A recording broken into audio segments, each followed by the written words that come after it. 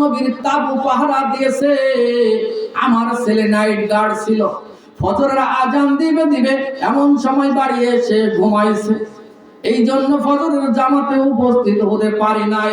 হযরত ওমর ডাক দিয়ে বলল, মহিলা, আল্লাহর নবীকে আমি বলতে শুনেছি তামাম পৃথিবীর ভিতরে যা কিছু আছে তার চাইতে ফজরের 2 রাকাত সুন্নাতের মূল্য আল্লাহর কাছে অনেক বেশি। তাহলে ফরজ নামাজের মূল্য কত বেশি? আমার ভাইরা, ফজর আর আসরের নামাজ যে ব্যক্তি পড়বে, আল্লাহর নবী বলেছেন তার জন্য আমি কিয়ামতের দিন সুপারিশকারী হয়ে যাব জান্নাতে নেওয়ার জন্য। ফজরের নামাজের সময় আকিমুস সালাতা লিদুলুকিশ শামসি ইযা গাসাকিল লাইলি ইন্নাল কুরআনাল ফাজরি ওয়া ইন্না কুরআনাল ফাজলি কানা মাশহুদা। এটা হলো বনি ইসরাইল 15 নম্বর পারা 17 নম্বর সূরা 78 নম্বর আয়াত। এটা আল্লাহ রাব্বুল আলামিন বললেন, নিশ্চয়ই ফজরের কুরআন তেলাওয়াত তোমাদের জন্য সাক্ষী স্বরূপ। কব নাকি? তোমাদের জন্য সাক্ষী স্বরূপ।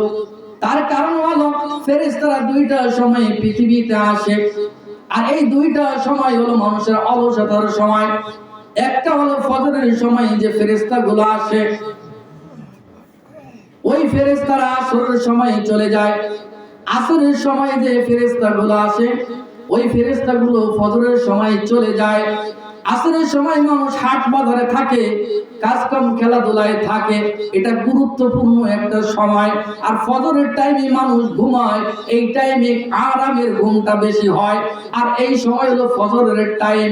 ফজরের নামাজ পড়া বড় কষ্টকর। আল্লাহর রাসূল বলেছেন, তাজা মুনাফিক যদি তোমরা দেখতে চাও তাহলে তাদের দিকে তাকাও যারা ফজর এবং ইশারের নামাজে জামাতে হাজির হয় না। আমার কথা কি বুঝতে কষ্ট হচ্ছে? তাজা মুনাফিক যদি কেউ দেখতে চাও, আর শয়তান যদি দেখতে চাও, শয়তান দেখাবো। শয়তান দেখেন না?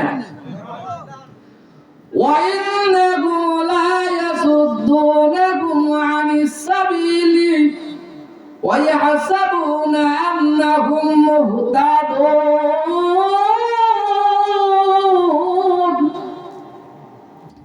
43 নম্বর সূরা যুখরুফের 37 নং আয়াত। এটা আল্লাহ রাব্বুল আলামিন বললেন, যদি তোমরা শয়তান দেখতে চাও, টাটকা শয়তান ওইগুলা সমাজের ভিতরে তোমরা মনে করো বড় হাদিস, বড় মুক্তাদি।